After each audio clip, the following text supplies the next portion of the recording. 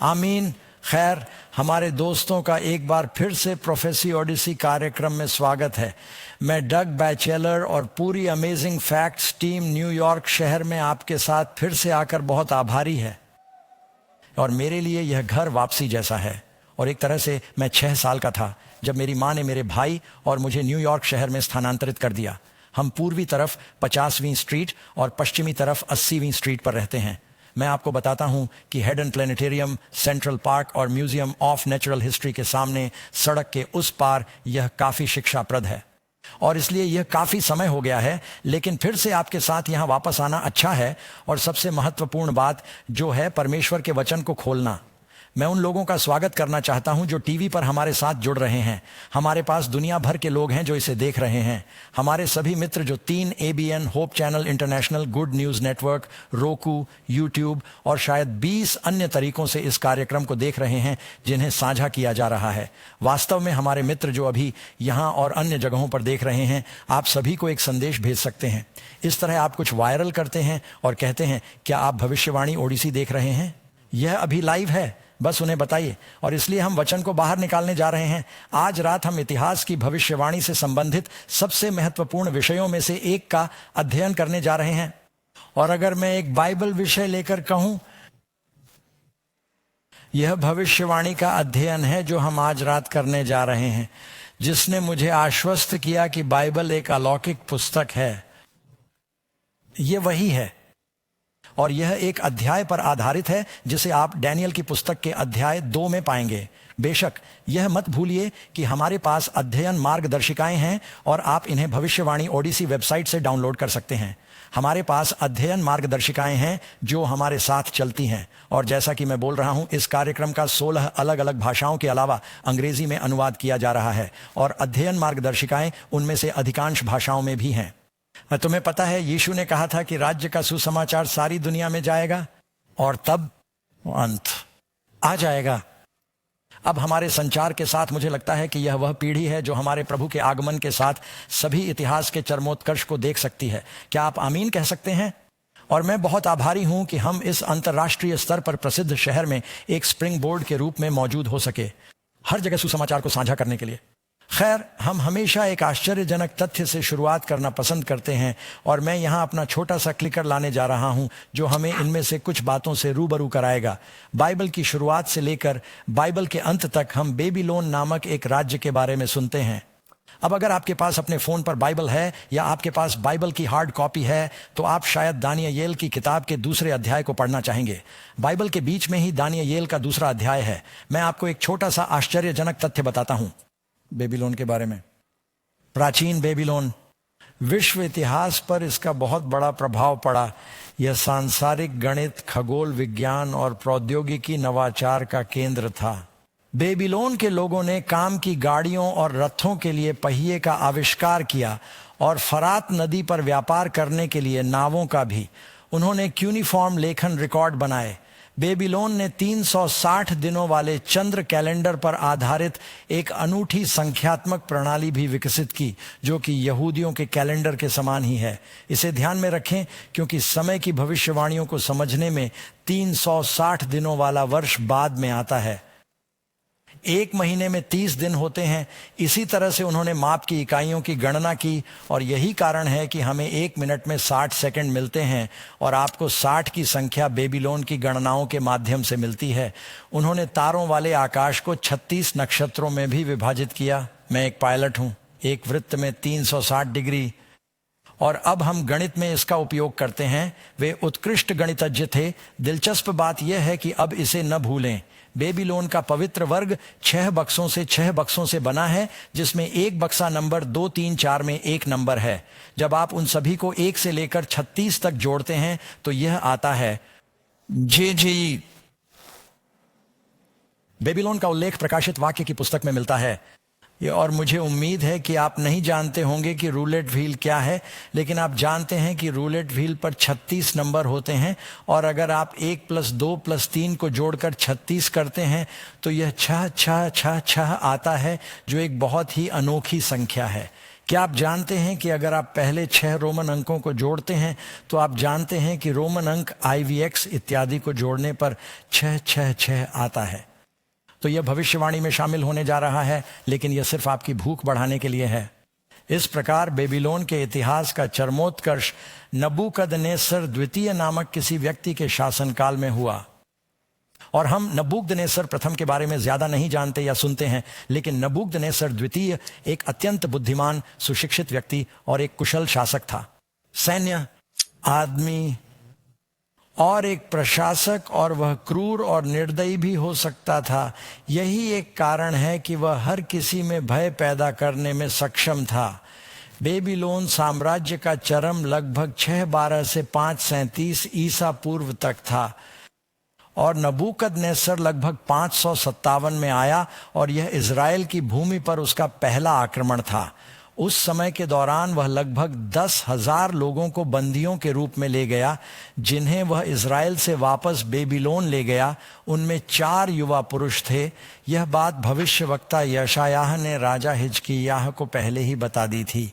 यशायाह ने हिजकिय्याह को बताया था, तुम्हारे वंशज तुम्हारे पुत्रों को बेबीलोन के राज्य में ले जाकर नपुंसक बना दिया जाएगा।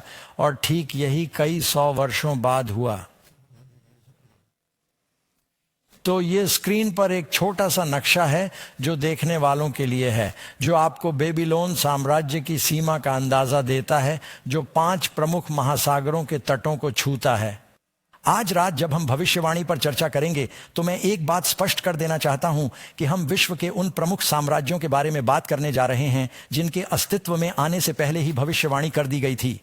और इन साम्राज्यों को इसलिए उजागर किया गया है क्योंकि इन सभी ने परमेश्वर के लोगों पर कब्जा किया था, जो उस समय इज़राइल थे। और यह यूरोप, अफ्रीका और एशिया के 3 महाद्वीपों के बीच का चौराहा भी था। इसलिए उन्होंने इसे एक विश्व साम्राज्य के रूप में देखा, क्योंकि वे इन महाद्वीपों के बीच व्यापार को नियंत्रित करते थे। वे बहुत अमीर थे, इसलिए अपनी शक्ति के चरम पर।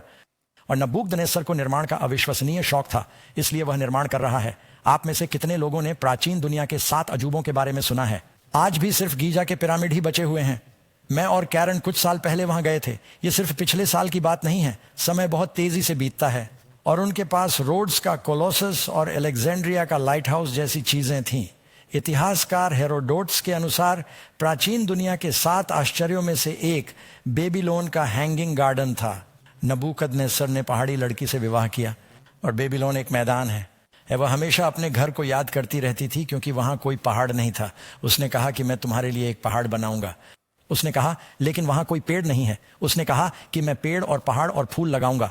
और उसने ये खूबसूरत विदेशी लटकते हुए बगीचे बनवाए। और कुछ प्राचीन इतिहासकारों का कहना है कि उसने फरात नदी से पानी को ऊपर पंप करने का कोई तरीका खोज लिया था और उसे सींचते थे, तो इस मानव निर्मित पहाड़ से झरने नीचे गिर रहे थे। तो आपके मन में तस्वीर बनी हुई है। यह विशाल साम्राज्य, बहुत शक्तिशाली, बहुत समृद्ध। एक इतिहासकार का कहना है कि इसकी परिधि 60 मील थी। यह आज के लॉस एंजल्स से भी बड़ा है। यह बहुत बड़ा था। एक रात नबूकदनेस्सर सो गया। यानी उसे इस बात पर बहुत गर्व था कि परमेश्वर ने उसे आशीर्वाद दिया था। वह भी सोचता था कि वह बहुत होशियार है। वह एक गर्वित आदमी, और वह जानता था कि यह राज्य महान है, और वह सोचता था कि यह कब तक चलेगा। वह इतिहास को समझता था, कैसे एक राज्य दूसरे के खिलाफ लड़ता है। और इस रात सोते समय परेशान होकर, यह सोचते हुए कि राज्य कितने समय तक चलेगा, उसने एक ऐसा सपना देखा जो किसी भी अन्य सपने से अलग था। मुझे नहीं पता कि क्या आपने कभी ऐसा सपना देखा है और आपने कहा है कि यह एक सामान्य सपना नहीं था, वह एक त्रिआयामी सपना था, यह एक दर्शन था, और वह इसे समझना चाहता था। अब अगर आपके पास बाइबल है तो हम यहां रुकेंगे और इसके बारे में पढ़ेंगे। अगर आप दानियेल की किताब के 2 अध्याय को देखेंगे, हम पूरा अध्याय नहीं पढ़ेंगे, लेकिन हम इसका परिचय देंगे। यह सपना जो नबूकदनेस्सर ने किया था, और इसका क्या मतलब है? इसका क्या मतलब है? दानियेल अध्याय 2। और हम यहां पहले कुछ छंद पढ़ेंगे। श्लोक 1, दानियेल अध्याय 2। अब नबूकदनेस्सर के शासनकाल के 2 वर्ष में, यह दूसरा वर्ष नहीं है जब वह युद्ध कर रहा था और विजय प्राप्त कर रहा था, बल्कि उसके पिता की मृत्यु के बाद, और उसके पास पूर्ण नियंत्रण था। नबूकदनेस्सर के शासन के दूसरे वर्ष में नबूकदनेस्सर ने स्वप्न देखे और उसकी आत्मा इतनी व्याकुल हो गई कि उसकी नींद उड़ गई। फिर राजा ने जादूगरों, ज्योतिषियों, जादूगरों, कसदियों को बुलाने का आदेश दिया ताकि वे राजा को उसके सपने बता सकें। इसलिए वे आए और राजा के सामने खड़े हो गए। उसके पास बुद्धिमान पुरुषों और सलाहकारों का एक बहुत बड़ा दल था और वे सभी, आप जानते हैं, उस काम में लगे हुए थे। गुप्त कलाओं में पारंगत और उनमें से कुछ लोग तारों को देखने वाले थे। माना जाता है कि ये बुद्धिमान लोग आध्यात्मिक लोग हैं। इसलिए वे उसके सामने आकर खड़े हो गए और राजा ने कहा, मैंने एक स्वप्न देखा है और मेरी आत्मा स्वप्न को जानने के लिए उत्सुक है। और कसदियों ने राजा से आरामी भाषा में कहा, हे राजा, सदा जीवित रहो, अपने सेवकों को स्वप्न बताओ और हम उसका अर्थ बताएंगे। आप देखिए, वे राजा के व्यवसाय में थे और स्वप्न बताना चाहते थे और वे उसे संतुष्ट करने के लिए कोई ना कोई व्याख्या गढ़ लेते थे। लेकिन उसने सोचा, नहीं नहीं नहीं, मैं मूर्ख नहीं हूं। उन्होंने कहा, मैं जानना चाहता हूं कि इस सपने का क्या मतलब है और मैं नहीं चाहता कि आप बस कुछ बना लें। वह कहते हैं, यदि आप सचमुच बुद्धिमान व्यक्ति हैं और आप वास्तव में देवताओं से जुड़े हुए हैं तो यह आपके लिए अपनी योग्यता साबित करने का मौका है। मैं चाहता हूं कि आप मुझे बताएं कि मैं क्या सपना देखता हूं। न केवल इसलिए कि यह अच्छा सबूत होगा बल्कि इसलिए भी कि यह धुंधला होने लगा है। आप में से कितनों ने ऐसा सपना देखा होगा और सोचा होगा कि वाह, यह तो बहुत स्पष्ट सपना था, और आधे घंटे बाद आप जानते हैं आपका सपना एक अलग मस्तिष्क स्तर पर घटित हो रहा है अपनी चेतना से, और जैसे ही आप पूर्ण चेतना में आ जाते हैं स्वप्न तक पहुंचना कठिन हो जाता है। और वह कह रहा है, जब मैं इसे सुनूंगा तो इसे याद रखूंगा, लेकिन यदि तुम बुद्धिमान व्यक्ति हो तो मुझे बताओ कि मैं क्या सपना देख रहा हूं और तब मैं उसका अर्थ जान लूंगा। 7वीं आयत में उन्होंने कहा, हे राजा, राजा अपने सेवकों को स्वप्न बताएं और हम उसका अर्थ बता देंगे। राजा ने उत्तर दिया और कठोर स्वर में कहा, मुझे पक्का पता है कि आपको समय मिलेगा। आप टाल मटोल कर रहे हैं क्योंकि आप देख रहे हैं कि मेरा निर्णय दृढ़ है। अगर तुम मुझे सपना नहीं बताओगे तो तुम्हारे लिए एक ही हुक्म है, तुम शाही वेतन पर हो और तुम बेकार हो।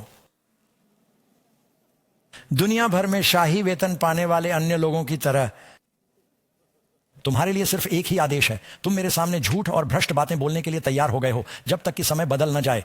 तुम सोचते हो कि मैं बस कुछ और करने जा रहा हूं और इस बारे में भूल जाऊंगा, इसलिए मुझे सपना बताओ और मैं जान जाऊंगा कि तुम मुझे उसका अर्थ बता सकते हो।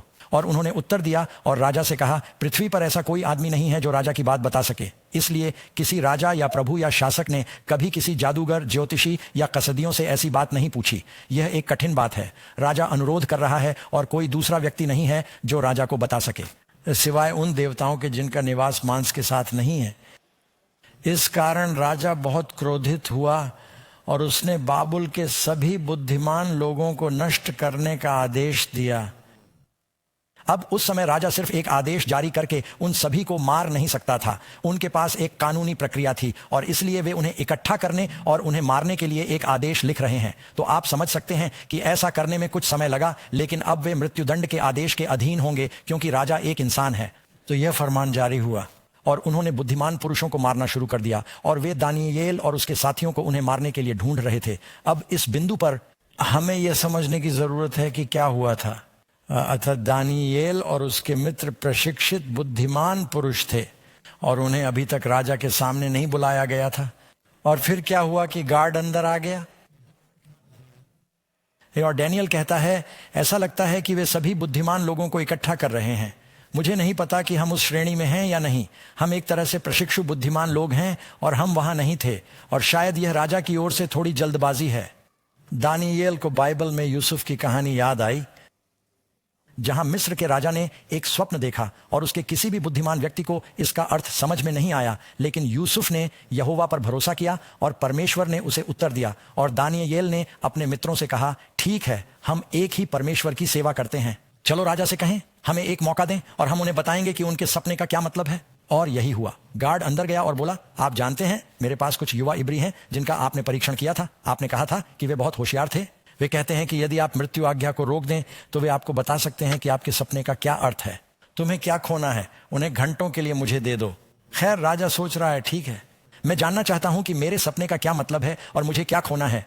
मैं सभी बुद्धिमान लोगों को मारना नहीं चाहता और यह कभी नहीं जानना चाहता कि क्या उन्हें लगता है कि वे जानने वाले हैं।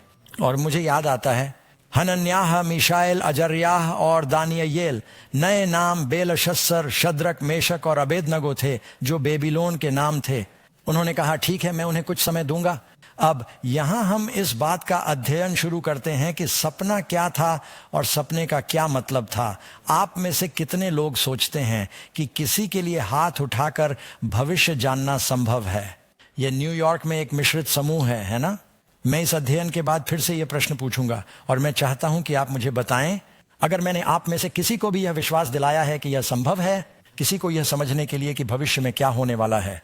ठीक है, अब हम अपना पाठ शुरू करने जा रहे हैं। पहला सवाल, जो लोग पहली बार हमारे साथ जुड़ रहे हैं, आप कहां थे? हमारे पास आने वाले 13 और प्रस्तुतियां हैं, वे आपके जीवन को बदलने जा रहे हैं। मैं आपसे वादा करता हूं, आप ईश्वर के करीब आएंगे और आपको शांति मिलेगी। आप इसे मिस नहीं करना चाहेंगे। हम प्रश्न उत्तर प्रारूप का उपयोग करते हैं। अध्ययन यहां है, आप बाइबल में अपने लिए उत्तर पा सकते हैं। प्रश्न संख्या 1, परमेश्वर ने बेबीलोन के राजा को यह स्वप्न क्यों दिया? इसका उत्तर बाइबल में ही है, दानियेल 2 आयत 28। लेकिन स्वर्ग में एक ईश्वर है जो रहस्यों को उजागर करता है, और तुम मेरे साथ नीले रंग को पुकार सकते हो। रहस्यों को उजागर करता है, और उसने राजा नबूकदनेस्सर को बताया है कि भविष्य में क्या होगा अंतिम दिनों में। और इसका मतलब है अंतिम दिनों में। तो यह सपना किससे संबंधित है? अतीत या भविष्य? तो या तो आप बाइबल पर विश्वास करते हैं या नहीं करते। और मैं चाहता हूं कि आप जान लें कि हम निश्चित रूप से जानते हैं कि दानियेल की पुस्तक ईसा से सैकड़ों साल पहले लिखी गई थी, क्योंकि यह मृत सागर स्क्रॉल में थी, और यह मृत सागर स्क्रॉल से भी पहले की है। उनमें से कई ईसा से 200 साल पहले की हैं। और दानियेल, यहूदी इतिहास के सभी लोग जानते हैं कि यह पुस्तक बेबीलोन की कैद के दौरान खुद पैगंबर द्वारा लिखी गई थी। और अगर आप इस पर विश्वास नहीं करते हैं तो बस इतना कहें कि आप यीशु पर विश्वास नहीं करते हैं, क्योंकि यीशु ने कहा कि दानियेल ने दानियेल की पुस्तक लिखी है। आमीन। तो यह एक ऐसी किताब है जिस पर आप भरोसा कर सकते हैं या फिर नहीं भी कर सकते। उनका कहना है कि यह हमें बताता है कि भविष्य में क्या होने वाला है। प्रश्न संख्या 2, जब राजा के सलाहकार स्वप्न को बताने और उसका अर्थ बताने में असफल रहे तो नबूकदनेस्सर ने क्या आदेश दिया? राजा को यह कैसा लगा? राजा ने क्या आदेश दिया? बाबुल के सभी बुद्धिमान लोगों को नष्ट कर दो। और आप जानते हैं, इनमें से कुछ बुद्धिमान लोग स्पष्टतः उतने बुद्धिमान नहीं थे, और वे राजा को यह नहीं बता सके कि उसका सपना क्या था। हमें बहुत सारे मेल और आश्चर्यजनक तथ्य मिलते हैं। आप जानते हैं, हम प्रसारण करते हैं। हम सिर्फ 3 ABN पर ही नहीं, बल्कि Trinity broadcasting, day star, history channel, life time पर भी हैं। आप में से कुछ लोगों ने हमारे कार्यक्रम देखे होंगे। मुझे बहुत सारे मेल मिलते हैं। मैं व्यक्तिगत रूप से सभी सवालों के जवाब देने की पूरी कोशिश करता हूं। हमारे पास एक टीम है जो सरल सवालों के जवाब देने में हमारी मदद करती है। आपको आश्चर्य होगा कि कितनी बार लोग मुझे सपने भेजते हैं। उन्होंने कहा, पादरी डग, मैंने एक सपना देखा है।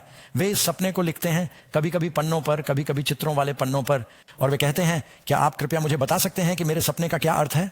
अब मैं कहता हूं, मुझे खेद है, ये मेरी योग्यता नहीं है, मैं ऐसा नहीं कर सकता। तो एक बार फिर हमें पीछे जाकर समझना होगा कि क्या हुआ था। जैसा कि मैंने बताया, लगभग 557 में नबूकदनेस्सर ने उसने इजराइल पर विजय प्राप्त की थी। वह वापस आया और उनके खिलाफ फिर से लड़ा और मंदिर को नष्ट कर दिया। लेकिन जब वह पहली बार आया तो वे शांति की शर्तों पर सहमत हो गए। उसने उनके सबसे कम उम्र के और सबसे होशियार 10,000 लोगों को अपने कॉलेज में वापस लाने और उन्हें कसदियों की भाषा, गणित, विज्ञान, बेबीलोन की कलाओं में प्रशिक्षित करने के लिए ले लिया, जो उस समय विश्व में प्राप्त की जाने वाली सबसे उन्नत शिक्षा मानी जाती थी। वे गणित के महारथी थे। उन्होंने आकाश का अध्ययन किया। आप में से कुछ को याद होगा कि जब बाइबल में हिजकिय्याह बीमार था और सूरज रुक गया था, बेबीलोन से राजदूत यह समझने आए थे कि ऐसा क्यों हुआ, इसका क्या मतलब है। तब वे बंदियों को ले आए और उन 10,000 लोगों में दानियेल, हनन्याह, मीशाएल, अजर्याह थे। उन्हें लाया गया। उन्हें अध्ययन के लिए 3.5 साल तक बेबीलोन की शिक्षा प्रणाली में रखा गया।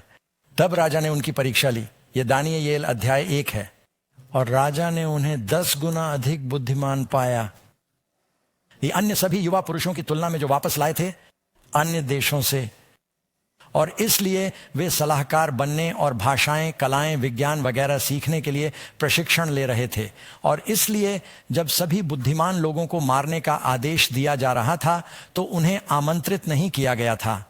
आप दानियेल के अध्याय 1 श्लोक 3 में देख सकते हैं। इसमें कहा गया है कि वे ज्ञान रखते थे और यह समझने में तेज थे कि राजा के महल में सेवा करने की क्षमता किसके पास है।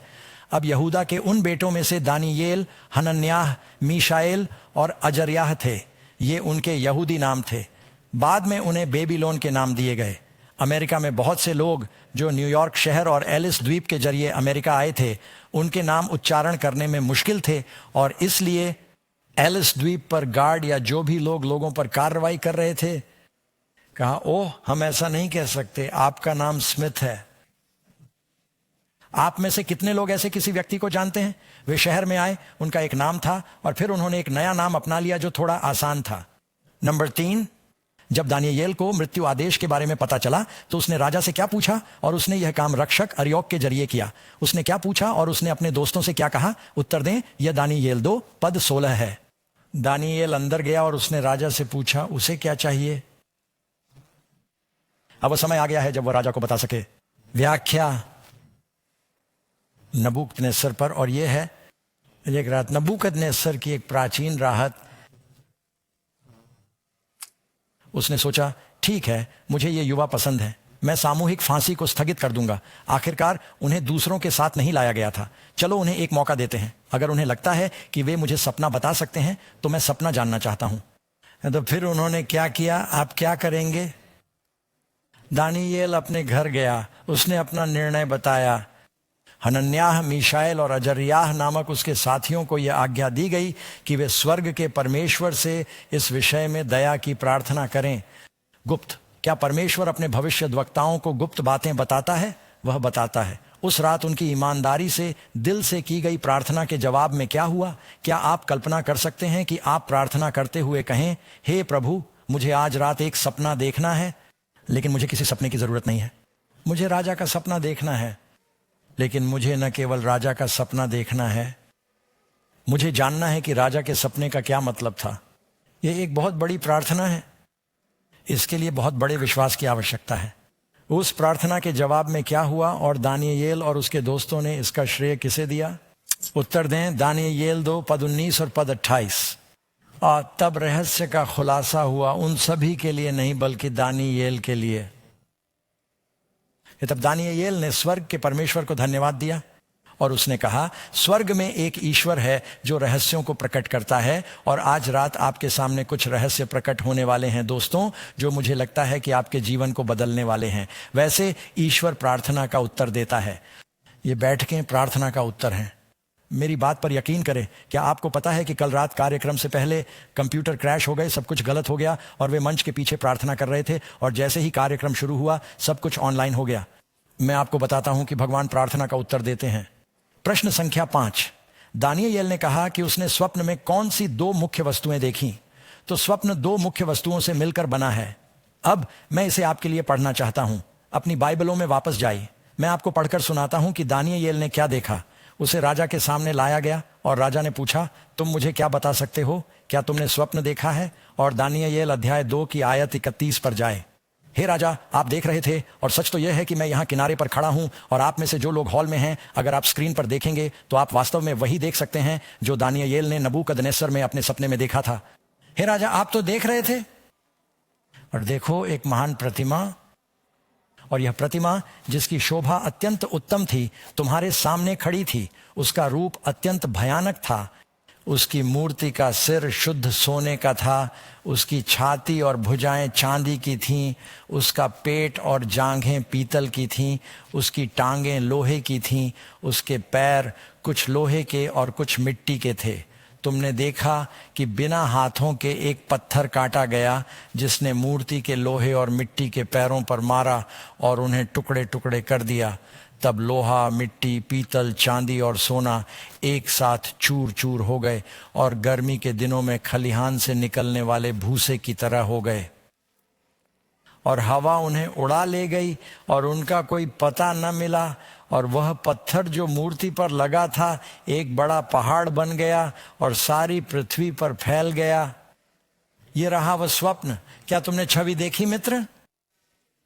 ठीक है, हो सकता है कि यह हमारे खत्म होने से पहले फिर से दिखाई दे, क्योंकि हमें इसकी समीक्षा करनी होगी। तो वापस अपने पाठ पर आते हैं। आइए बात करते हैं कि यह सब क्या है। यदि आप 10 आज्ञाओं को देखें तो बाइबल स्पष्ट है। कौन जानता है कि दूसरी आज्ञा क्या है? तुम अपने लिए कोई भी खुदी हुई मूर्ति नहीं बनाओगे। इसे तुम बाइबल में एक छवि कहोगे। तुमने एक छवि का सपना देखा था। छवियां झूठे धर्म का प्रतिनिधित्व करती हैं, और इस छवि में सभी धातुओं और खनिजों के साथ ये झूठे धर्म सोने और चांदी और कांस्य और लोहे और मिट्टी की मूर्तियों की पूजा करने वाले लोगों का प्रतिनिधित्व करते हैं। चीनी मिट्टी के बर्तन जो भी हो, संसार की वे चीजें जिनकी वे पूजा करते हैं। नकली धर्म, दुनिया में ऐसे राज्य जो परमेश्वर के राज्य के विरोध में हैं, लेकिन अंत में आपको एक ऐसा पत्थर मिला है जो बिना किसी मनुष्य के हाथों से काटा गया है। क्या आप जानते हैं कि जब यहूदियों ने अपनी वेदी बनाई तो उनसे कहा गया था कि इस पर अपना औजार मत उठाओ, आप इसे प्रदूषित करेंगे, इसे गाय या किसी और चीज की मूर्ति के रूप में उकेरने के प्रलोभन में न पड़े। उन्होंने कहा एक खुरदुरा पत्थर लो। मैं चाहता हूं कि यह मनुष्य के हाथों के बिना एक पत्थर हो और यह सभी अन्य राज्यों को नष्ट कर देगा। यह एक पहाड़ बन जाएगा और पूरी धरती को भर देगा। और बाइबल में पहाड़ों का मतलब राज्यों से है। मसीह का राज्य वह पत्थर है जिसे मनुष्य के हाथों के बिना काटा गया है। यह वह पत्थर है जिसने गोलियत को गिराया। आमीन। यह वह पत्थर है। यीशु ने कहा, यदि आप इस पत्थर पर अपना घर बनाते हैं तो जो मेरे इन शब्दों को सुनता है और उन्हें मानता है वह एक बुद्धिमान व्यक्ति है जो चट्टान पर निर्माण कर रहा है। और तूफान आएगा और घर खड़ा हो जाएगा। मुझे उम्मीद है कि आप चट्टान पर निर्माण कर रहे हैं दोस्तों। तो यह दुनिया के राज्यों के बारे में बात कर रहा है और यह उन राज्यों की रूपरेखा बताता है जो परमेश्वर के लोगों पर कब्जा करेंगे, जो अंततः नष्ट हो जाएंगे। ठीक है, हमारे पाठ पर वापस आते हैं। मूर्ति में कौन सी दो चीजें बताई गई हैं? दानियेल 2 आयत 31। हे राजा, तूने क्या देखा कि एक बड़ी मूर्ति है। आप इस महान मूर्ति भी कह सकते हैं। और बेबीलोन के लोगों के पास मूर्तियों की कोई कमी नहीं थी, न ही दूसरे सफल राज्यों के पास। दूसरी चीज जो बहुत अलग है, जो मूर्ति को कुचल देती है, आपने क्या देखा? एक पत्थर बिना हाथ के काटा गया। फिर 10 आज्ञाएं किस पर लिखी थीं? ईश्वर की उंगली से, मनुष्य के हाथों से नहीं। तो यहां कंट्रास्ट पर ध्यान दें। और जो छवि आपको मिली है उसमें, और फिर वे इसे फिर से वापस रख सकते हैं। मैं बस इसकी समीक्षा करना चाहता हूं क्योंकि हम इसके माध्यम से जाने वाले हैं। अंत में आपको सोना मिल गया और फिर आपको रजत मिल गया, तुम्हें कांस्य मिल गया है, तुम्हारे पास लोहा है, और फिर आपके पैरों में मिट्टी है और मिट्टी लोहे के साथ मिश्रित है। ठीक है, आपको वह तस्वीर मिल गई। ठीक है, हम यहां पाठ के साथ आगे बढ़ते हुए 1 मिनट के लिए अपनी मूर्ति को अलविदा कहने जा रहे हैं। इसलिए जब नबूकदनेस्सर यहां बैठा है और दानियेल छवि के बारे में बता रहा है तो राजा कह रहा है, ठीक है बुद्धिमान व्यक्ति, तुमने कहा कि तुम्हें लगता है कि तुम मेरा सपना जानते हो। मेरा सपना क्या है? वह राजा को अपना पूरा सपना बताना शुरू करता है। और आपको क्या लगता है राजा का चेहरा कैसा दिख रहा होगा? वह जा रहा है, अरे हाँ, तुम मेरे दिमाग में कैसे घुस गए? या आप उसे कैसे जानते हैं? और जब दानियेल ने राजा को बहुत ही स्पष्टता के साथ बताया कि उसने क्या देखा था, फिर जब दानियेल कहता है, अब मैं तुम्हें बताता हूं कि इसका क्या मतलब है। सबसे पहले राजा दानियेल की पूजा करने के लिए तैयार है और फिर वह कहता है, नहीं, मैं तुम्हें तुम्हारा सपना नहीं बता सकता। डैनियल इतना विनम्र है कि वह परमेश्वर को महिमा देता है। यह कहता है, हे ईश्वर, ये ईश्वर की ओर से है। वह आपको यह बताता है। अब वह व्याख्या देना शुरू करता है। ठीक है, पहला भाग, ना आइए जाने इसका क्या मतलब है। सोने का सिर क्या दर्शाता है? दानियेल ने कहा, और यह दानियेल अध्याय 2 पद 38 है, आप इस प्रकार हैं। मुझे जवाब बताओ, तुम क्या हो? सोने का सिर अर्थात नबूकदनेस्सर, आप और आपका बेबीलोन राज्य एक स्वर्ण साम्राज्य है और सोना ही उनकी मुद्रा थी। और यह प्राचीन विश्व के सबसे शानदार साम्राज्यों में से एक था और इसीलिए इसे सोने का सिर कहा जाता है।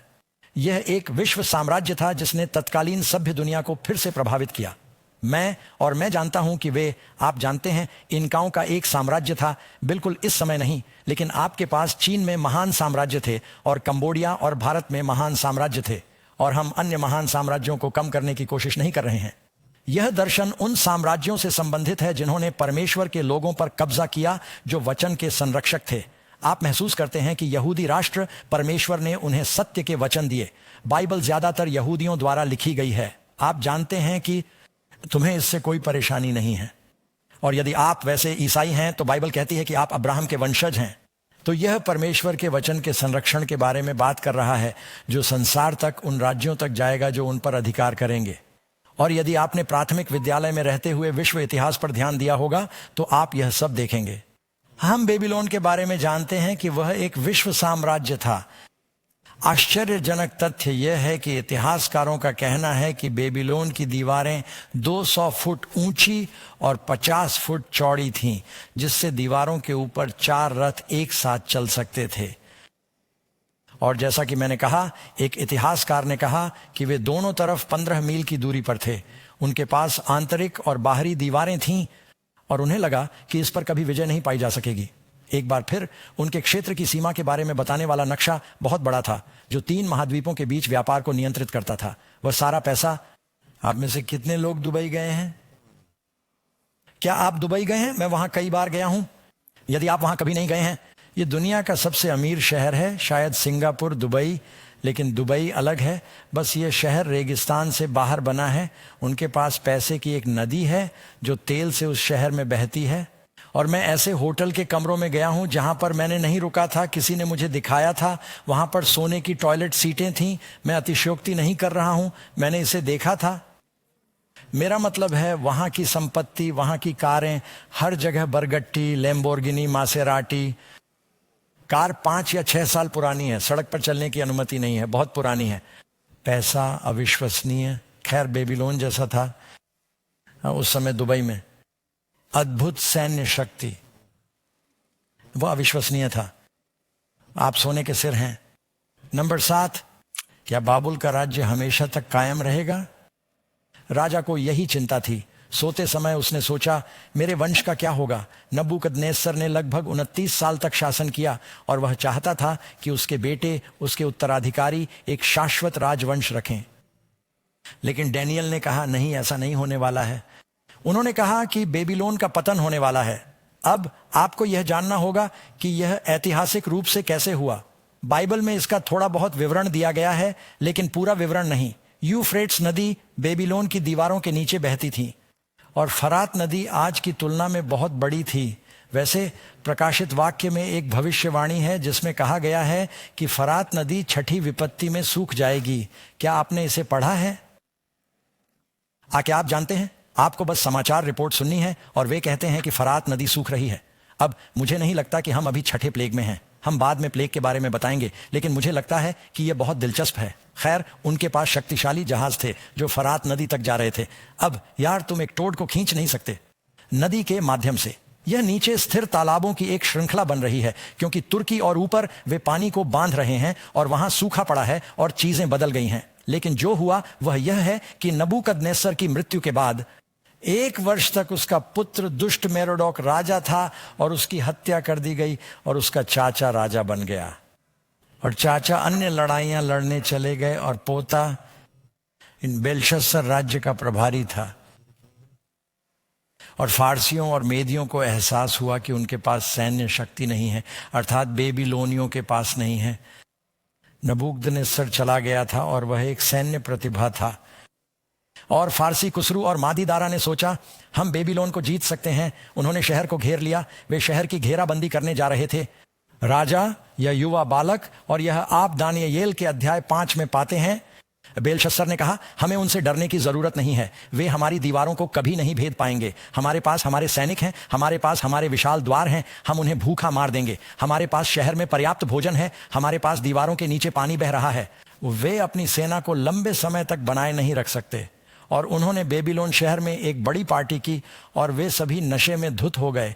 और उत्सव के चरम पर यह ईशनिंदा करने वाला युवा राजा, वह जानता था कि उसके दादा नबूकदनेस्सर को दानियेल ने यहोवा की ओर फेर दिया था और वास्तव में वे इससे नाराज थे। और उन्होंने कहा, यहूदियों के इस ईश्वर में कोई शक्ति नहीं है और हम इसे साबित करने जा रहे हैं। यरूशलेम से हमने जो बर्तन जब्त किए हैं उन्हें मेरे पास लाओ। हम अपनी मूर्तियों की स्तुति करने जा रहे हैं। और वे परमेश्वर के मंदिर से पवित्र पात्र ले गए। और बाबुल के सभी सरदार और सरदार शराब पीकर स्वर्ग के देवताओं अर्थात स्वर्ग के परमेश्वर यहोवा का उपहास करने लगे। और इस ईशनिंदा भरे नशे भरे उल्लास के बीच अचानक दीवार पर लगे प्लास्टर के सहारे एक रक्तहीन विशाल हाथ प्रकट हुआ, एडम्स परिवार में थिंग की तरह। और उसने शब्द लिखना शुरू कर दिया, मीनी मीनी टीकल यू फॉर्सन। क्या आपने कभी दीवार पर लिखी हुई अभिव्यक्ति सुनी है? और जब राजा ने ऊपर देखा और सबने यह देखा, उन्होंने अपने कप गिरा दिए और उनके घुटने आपस में टकराने लगे। बाइबल कहती है कि उसके घुटने आपस में टकरा रहे थे। और उसने पूछा इसमें क्या लिखा है। किसी को पता नहीं था। बुद्धिमान लोगों को लाओ, वे नहीं जानते थे। वे उससे अधिक कुछ नहीं जानते थे जितना वे 29 वर्ष पहले जानते थे जब नबूकदनेस्सर ने उन्हें बुलाया था। और अंत में राजमाता ने कहा, तुम्हें पता है यदि तुम किसी दर्शन को समझना चाहते हो तो तुम्हें किसी यहूदी को बुलाना होगा। और आपके राज्य में एक आदमी है, जब भी मैं यह कहता हूं तो मेरे रोंगटे खड़े हो जाते हैं। उसने कहा, वहां एक आदमी है। परमेश्वर के पास अभी भी कुछ लोग हैं। एक आदमी है जो भगवान के करीब है, वह भगवान को समझता है, वह आपको बताएगा कि यह क्या कहेगा। दानियेल को अंदर लाया गया। राजा ने कहा, मुझे बताओ कि लिखावट क्या कहती है और मैं तुम्हें एक सोने का हार दूंगा जैसा कि उसने पहना था, तुम्हें पता है, और एक विशेष वस्त्र, और तुम्हें राज्य में तीसरा शासक बनाऊंगा। उसने कहा कि तुम तीसरे शासक होगे, इसका कारण यह है कि बेलशस्सर केवल दूसरा शासक था। और डैनियल ने कहा, अपने पुरस्कार रख लो, क्योंकि मैं जानता हूं कि इसमें क्या लिखा है और तुम इतनी जल्दी किसी को कुछ भी देने की स्थिति में नहीं होगे। उन्होंने कहा, इसमें लिखा है, मैंने टेकेल यूफारसिन, तुम्हें तराजू में तौला जाता है और तुम कम पाए जाते हो, तुम्हारा न्याय किया जाता है और राज्य को विभाजित करके मादियों और फारसियों को दिया जाता है। और उसी क्षण उस शक्तिशाली सेनापति साइरस ने फरात नदी के जल को ऊपर की ओर मोड़कर एक सूखी झील बना दी थी। बेबीलोन की दीवारों के नीचे पानी का स्तर रात के समय अचानक गिर गया। शहर के अंदर बेबीलोन के सैनिक नशे में थे, क्योंकि उन्हें लगा कि कोई हमला नहीं हुआ है। उन्होंने भीतरी दरवाजे खुले छोड़ दिए थे, क्योंकि उन्हें लगा कि ठीक है, वे अभी बाहरी दरवाजों तक नहीं पहुंचे हैं, कोई समस्या नहीं। ट्रोजन सैनिकों की तरह फारसी सेना की एक टुकड़ी दीवारों के नीचे चली गई। वे ऊपर आए, उन्होंने दरवाजे खोले, फारसी और मादी लोग शहर में घुस आए और एक रात में बेबीलोन वह शक्तिशाली शहर गिर गया। और बाइबल में इसकी भविष्यवाणी अविश्वसनीय सटीकता से की गई है। ऐसा होने से बहुत पहले यशायाह दानियेल से बहुत पहले जिया था। क्या आपके पास बाइबल है? आप जा सकते हैं। ओह, मुझे देखना है कि किसके पास जाना है। दरअसल यिर्मयाह पर जाए, हम वहां से शुरू करेंगे। यिर्मयाह के 50वें अध्याय पर जाए। वैसे यह क्यों महत्वपूर्ण है? यदि आप प्रकाशित वाक्य को समझना चाहते हैं तो प्रकाशित वाक्य 18 में बेबीलोन के पतन के बारे में बताया गया है। यिर्मयाह के 50वें और 51वें अध्याय में बेबीलोन के पतन के बारे में बताया गया है। यशायाह के 13वें अध्याय में बेबीलोन के पतन के बारे में बताया गया है। न केवल पुराने नियम में बेबीलोन था, बल्कि आज भी बेबीलोन है। बाइबल हमें बताती है कि अंतिम दिनों में एक बेबीलोन है और परमेश्वर के लोगों को बेबीलोन से बाहर बुलाया जा रहा है। आपको यह जानना होगा कि आपको किससे बाहर आना है, इसलिए हमें बेबीलोन के विषय को समझने की जरूरत है। लेकिन यहां आप यिर्मयाह के 50वें अध्याय को देख सकते हैं। वह बेबीलोन के पतन, बेबीलोन के संपूर्ण विनाश की चर्चा करता है। यहोवा कहता है, यह 51 है, देखो मैं बाबुल और लेब कमला में रहने वालों के विरुद्ध एक विनाशकारी हवा चलाऊंगा। इसमें कहा गया है कि सैनिक डर जाएंगे। मुझे यहां देखने दो। बाबुल के राजा ने एक खबर सुनी है, अध्याय 50 की 43वीं आयत, और उसके हाथ कमजोर हो गए हैं और पीड़ा ने उसे जकड़ लिया है, जैसे प्रसव पीड़ा से पीड़ित महिला को होती है। और यह आगे कहता है कि द्वार खुले छोड़ दिए जाएंगे। और इसमें कहा गया है कि उनके सैनिक महिलाओं जैसे हो गए हैं, वे लड़ नहीं सकते। शहर एक ही रात में गिर गया। और यशायाह में कहा गया है कि नदियां सूख जाएंगी। प्राचीन बेबीलोन में यशायाह अध्याय 45 को देखें। अब मैं यिर्मयाह से यशायाह पर आ गया हूं। यशायाह, उन्होंने यह बात लगभग 700 ईस्वी में लिखी थी, जो राजा साइरस के जन्म से सैकड़ों वर्ष पूर्व की है। प्रभु अपने अभिषिक्त से इस प्रकार कहता है। मृत सागर स्क्रॉल में यशायाह की पूरी पुस्तक है। हम जानते हैं कि यह लिखा गया था। यह प्राचीन भविष्यवाणी है। प्रभु अपने अभिषिक्त से कुसरू से इस प्रकार कहता है, मैं उसका दाहिना हाथ थाम कर उसके सामने राष्ट्रों को दबाऊंगा, राजाओं के कवच को ढीला करूंगा, उसके सामने दोहरे दरवाजे खोलूंगा ताकि फाटक बंद न हो। मैं तुम्हारे आगे चलूंगा और टेढ़े मेढ़े रास्तों को सीधा करूंगा। मैं पीतल के फाटकों को तोड़ दूंगा और लोहे की सलाखों को काट डालूंगा। बस ये सब पढ़ो। ये भविष्यवाणी करता है कि क्या घटित हुआ। और इसीलिए जब आप प्रकाशित वाक्य को पढ़ते हैं तो उसमें फरात नदी के सूखने की बात कही गई है। आप फरात नदी के सूखने के आध्यात्मिक महत्व को समझते हैं। यह बेबीलोन के पतन से पहले की बात है, प्राचीन इतिहास में। आप समझते हैं? इसलिए क्या बाबुल हमेशा तक कायम रहा? नहीं, यह गिर गया। इतिहास का एक और छोटा सा रोचक तथ्य यह है कि आप में से कुछ लोग जानते हैं कि कुछ साल पहले सद्दाम हुसैन ने कुवैत पर आक्रमण किया था और 2 खाड़ी युद्ध हुए थे। हमारे एक बेटे मरीन में थे और उन्होंने उन युद्धों में से एक में लड़ाई लड़ी थी। और सद्दाम हुसैन की योजना प्राचीन बेबीलोन के पुनर्निर्माण की थी, क्योंकि यशायाह और यिर्मयाह में भविष्यवाणी में कहा गया था कि बेबीलोन का कभी पुनर्निर्माण नहीं किया जाएगा। और अगर आप इसे चाहते हैं तो यह यशायाह अध्याय 13 है। इसमें कहा गया है कि बेबीलोन गिर जाएगा, यह खंडहर बन जाएगा, यह ढेर बन जाएगा, यह कभी आबाद नहीं होगा, यह कभी दोबारा नहीं बनाया जाएगा। किसी ने सद्दाम हुसैन को यह बताया था। नबूकदनेस्सर एक नायक था। वास्तव में आपको यहां सद्दाम हुसैन की एक तस्वीर मिलेगी जिसमें नबूकदनेस्सर उसके पीछे खड़ा है। अगर आप उसके द्वारा छापे गए कुछ इराकी सिक्कों को देखें तो उसमें उसका चेहरा और नबूकदनेस्सर का चेहरा है। सद्दाम हुसैन ने कहा, मैं पुनर्जन्म हूं। वह अरब दुनिया का नेता बनना चाहता था, इसलिए उसने ईरान पर हमला किया और उसने बेबीलोन के पुनर्निर्माण का प्रयास शुरू कर दिया। प्रथम खाड़ी युद्ध के दौरान इसे रोक दिया गया। फिर एक संक्षिप्त विराम आया, उसने निर्माण को फिर से शुरू करने की कोशिश की, इसे फिर से रोक दिया गया। वह हिब्रू भविष्यवाणी को खत्म करने की कोशिश कर रहा था। तुम उसे उखाड़ नहीं सकते, आकाश और पृथ्वी मिट जाएंगे, परमेश्वर का वचन मिटेगा नहीं। प्राचीन बेबीलोन आज भी ढेर है। क्या यह दिलचस्प नहीं है? और सद्दाम चला गया। सवाल आगे बढ़ते रहो। इसमें लिखा है कि तुम्हारे बाद एक और राज्य आएगा। अब हम सोने से किस धातु की ओर जा रहे हैं? चांदी को। यह फारसी साम्राज्य है। इसकी शुरुआत मेदो फारसी साम्राज्य के रूप में हुई थी। यह अंत में साइरस महान के अधीन फारसी लोगों के प्रभुत्व वाले साम्राज्य में बदल गया। मैं वहां गया हूं दोस्तों। आप ब्रिटिश संग्रहालय में जाइए। यहाँ साइरस सिलेंडर है जिसे प्राचीन बेबीलोन के पास खुदाई करके निकाला गया था। सिलेंडर में लिखा है कि उसने बेबीलोन पर विजय प्राप्त की और उसने बेबीलोन के बंदियों को उनके मूल देश में वापस जाने दिया। ईश्वर ने यिर्मयाह की पुस्तक में भविष्यवाणी की थी। यह भी है, आप इसे दूसरे इतिहास के अंत में पाते हैं कि इजराइल के बच्चे 70 साल तक बेबीलोन में बंदी रहेंगे और 70 साल बाद उन्हें वापस जाने की अनुमति दी जाएगी। और उन्होंने ऐसा किया। यह आपको पता है? यदि किसी अन्य कारण से नहीं तो यदि आप बाइबल पर विश्वास करने जा रहे हैं, इस पर विश्वास करें क्योंकि यहूदी एक असामान्य लोग हैं। दुनिया में ऐसा कोई भी समुदाय नहीं है जिसे अपनी जमीन से 3 बार बेदखल किया गया हो। याकूब के दिनों में वे मिस्र गए, लेकिन उन्होंने इसे वापस पा लिया पलायन के बाद। फिर उन्हें बाबुल ले जाया गया, लेकिन साइरस के समय में उन्हें यह वापस मिल गया। फिर वे 1900 साल तक रोमियों द्वारा बिखरे रहे और उन्होंने इसे वापस पा लिया और वे एक अलग राष्ट्र बने रहे। हर दूसरा राष्ट्र जो विजिट हो गया, आपस में विवाह कर लिया, गायब हो गया, अपनी पहचान खो बैठा। आज ही किसी ऐसे व्यक्ति को ढूंढने का प्रयास करें जो कोमांचे भाषा बोलता हो।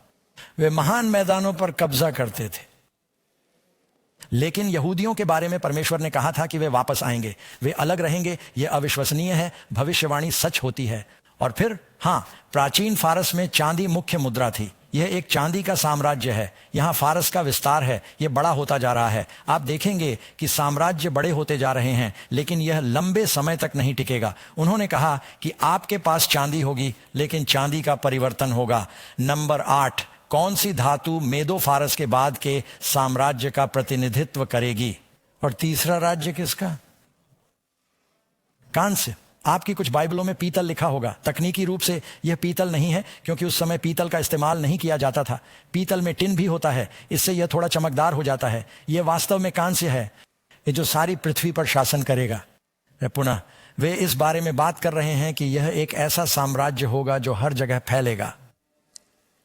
और किसी ने कहा, मैं वापस जाना चाहता हूं क्योंकि मैंने यहां एक नोट छोड़ दिया है, मैं पढ़ना चाहता हूं। ग्रीस का पीतल साम्राज्य 168 में सिकंदर महान के साथ सत्ता में आया। मुझे खेद है, 332 ईसा पूर्व से जब उसने फारसियों पर विजय प्राप्त की और यह लगभग 168 तक चला। सिकंदर महान ने अपनी सेनाओं को लगभग 11,000 मील की दूरी तक लगभग 10 साल में मार्च किया। उन्होंने पूरे समय मार्च नहीं किया। उसने दुनिया को जीत लिया। आप जानते हैं, उसे अरस्तु ने पढ़ाया था। बहुत ही प्रतिभाशाली सैन्य प्रतिभा, बहुत बहादुर। यानी उन्होंने ग्रीक संस्कृति का प्रसार किया। वे इसे हेलेनाइजेशन कहते हैं। ईसा के समय भी ग्रीक भाषा ही शिक्षा की भाषा थी। और यहाँ तक कि विश्व की सरकारें, रोमन सरकारें भी यूनानियों और ग्रीक के इन महान दार्शनिकों से प्रभावित थीं। एक इतिहासकार एरियन ने कहा, मैं इस बात से पूरी तरह आश्वस्त हूं कि आज ऐसा कोई राष्ट्र, शहर या लोग नहीं है जहां उनका नाम न पहुंचा हो, और इसी कारण से चाहे वे किसी भी मूल के हों, वे चाहे जिस बात का दावा करें, ऐसा प्रतीत होता है कि उनके जन्म और उनके कार्यों के पीछे कोई दिव्य हाथ अवश्य रहा होगा। लेकिन यह राज्य भी नहीं टिक पाया। अब ग्रीस के राज्य, अनुमान लगाइए कि उन्होंने कवच के रूप में क्या इस्तेमाल किया? कांस्य। उन्हें पीतल के सैनिक के रूप में जाना जाता था क्योंकि वे कांस्य तलवारें और कांस्य ढाल और कांस्य हेलमेट का इस्तेमाल करते थे। एक का उदाहरण है जिसे बरामद किया गया था, जिसे आप अपनी स्क्रीन पर देख सकते हैं। और यहाँ सिकंदर के साम्राज्य की सीमा का एक नक्शा है। उसने अपनी सेनाओं को भारत की सीमाओं तक पहुंचाया जहां वे हाथियों से लड़ रहे थे, और मिस्र, दमिश्क और यूनान तक फैल गया। मैं चाहता हूं कि आप इन विभिन्न राज्यों में हो रही एक बात पर ध्यान दें, और उन सब ने यरूशलेम पर कब्जा कर लिया। यूनानियों की स्थिति पहले थोड़ी बेहतर थी सिकंदर की।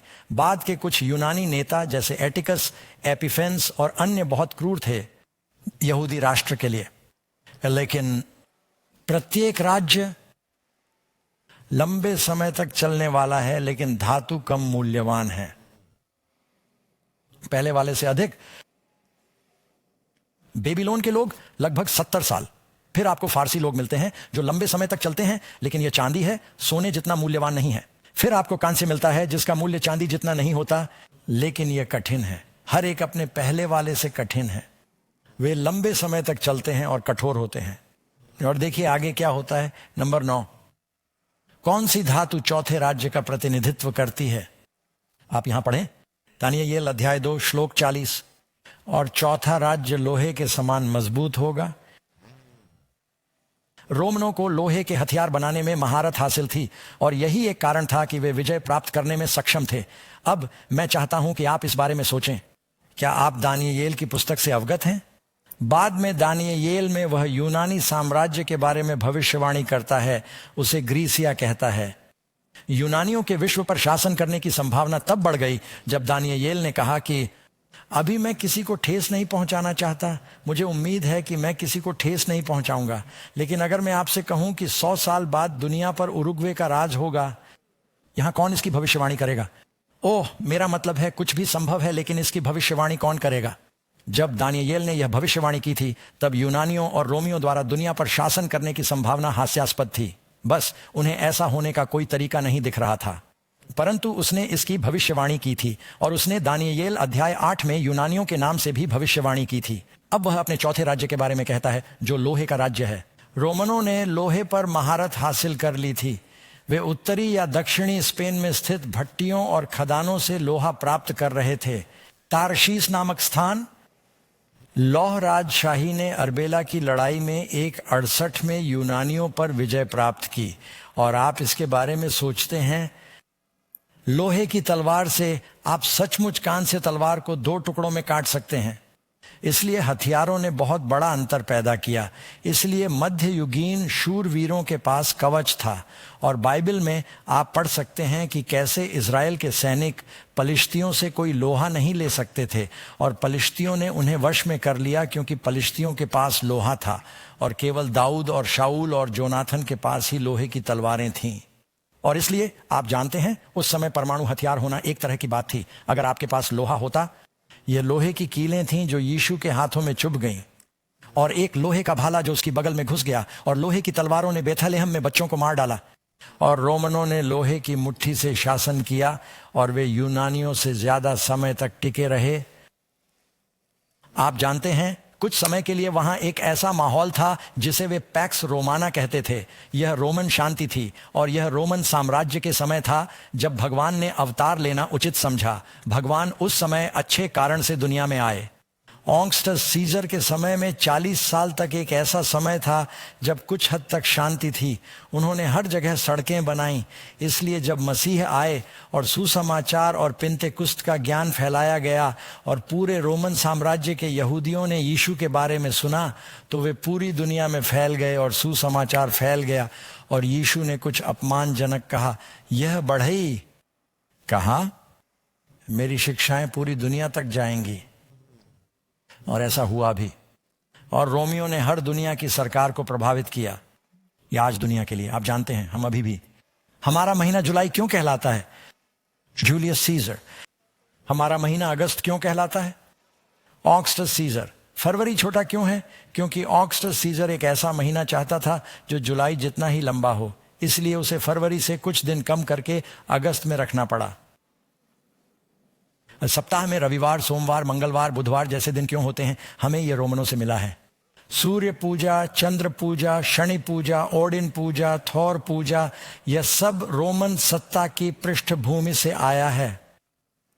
रोमन शक्ति अधिकतर भूमध्य सागर के आसपास केंद्रित थी, लेकिन यह एक बहुत शक्तिशाली और लंबे समय तक चलने वाला साम्राज्य था। अब दानियेल 1000 साल पहले की बातें बता रहा है। ऐसा करने के लिए आपको एक बहुत अच्छा भविष्यवक्ता होना चाहिए। आप में से कितने लोग जानते हैं कि एक सप्ताह बाद क्या होने वाला है? मौसम वैज्ञानिक ने कहा था कि आज बारिश होगी। भगवान का शुक्र है कि वह गलत था। आमीन। तो मेरा मतलब है, और उनके पास बहुत सारी तकनीक है जो हमारे पास नहीं है। नंबर 10, रोमन साम्राज्य के पतन के बाद क्या होगा? राज्य विभाजित हो जाएगा, क्योंकि पैर की उंगलियां और पैर आंशिक रूप से लोहे के और आंशिक रूप से मिट्टी के थे, इसलिए राज्य आंशिक रूप से मजबूत और आंशिक रूप से कमजोर होगा। रोमन साम्राज्य लगभग 436 ईस्वी पॉइंट में ढहना शुरू हुआ। यह किसी एक दिन नहीं हुआ, बल्कि इसलिए हुआ क्योंकि वे मनोरंजन में बहुत अधिक व्यस्त थे और परिवार टूट गया। आप जानते हैं, ऑगस्टस सीजर वह विवाह में विश्वास करता था। अपनी समस्याओं के बावजूद उन्होंने परिवार की ताकत का समर्थन किया। फिर आपको नीरो और डायोक्लेटियन जैसे लोग मिले, और ये लोग घृणित थे, और राज्य कमजोर हो गया और सैनिक कमजोर हो गए। और बर्बर और आर्य वे उत्तर से आए और राज्य 10 भागों में विभक्त हो गया, ठीक उसी तरह जैसे नबूकदनेस्सर ने सपने में देखी गई मूर्ति के 10 पंजे। अब तक आप लोहे से लेकर मिट्टी में मिले लोहे तक पहुंच चुके हैं, लेकिन बाद में दानियेल में लिखा है सिर्फ मिट्टी नहीं बल्कि मिट्टी। अब क्या हुआ? ध्यान दें, इस बिंदु तक ये राज्य इजराइल के आसपास बसे हुए हैं। लौह रोम के समय में, लेकिन ईसा के समय में जब रोमनों का शासन था, सुसमाचार और परमेश्वर के लोग तब फैल गए, और यहां तक कि यहूदियों पर भी विजय प्राप्त की गई और महान डिस्फोरिया वे हर जगह फैल गए। तो अब यह केवल मध्य पूर्व तक ही सीमित नहीं है। अब हमारे पास रोमन साम्राज्य के 10 विभाग हैं जो अंततः दुनिया भर में फैल गए। ये मुझे लगता है कि यह बहुत दिलचस्प है। इसमें कहा गया है, लेकिन उसमें लोहे की उतनी ही ताकत होगी जितनी तुमने लोहे को मिट्टी में मिला हुआ देखा था।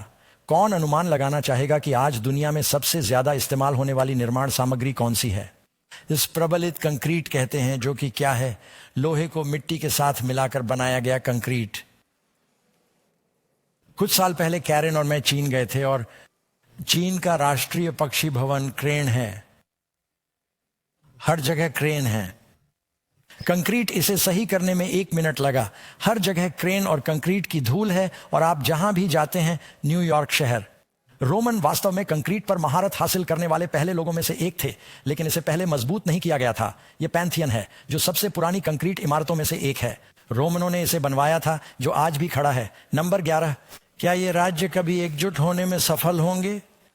भविष्यवाणी में क्या कहा गया? दानियेल 2:43, वे मनुष्यों के वंश के साथ मिल जाएंगे, परंतु एक दूसरे से ऐसे न जुड़ेंगे जैसे लोहा मिट्टी के साथ नहीं मिलता। आप जानते हैं, उन सभी ने कोशिश की। उन सभी ने सीजर की शक्ति वापस पाने की कोशिश की। आपने कैसर विल्हेम के बारे में सुना है? आप जानते हैं कैसर शब्द का क्या अर्थ है? आया जर्मन भाषा में झार के लिए प्रयोग होता है। मेरा मतलब है जर्मन में सीजर, और झार शब्द का क्या मतलब है? आइए, रूसी भाषा में सीजर के लिए है।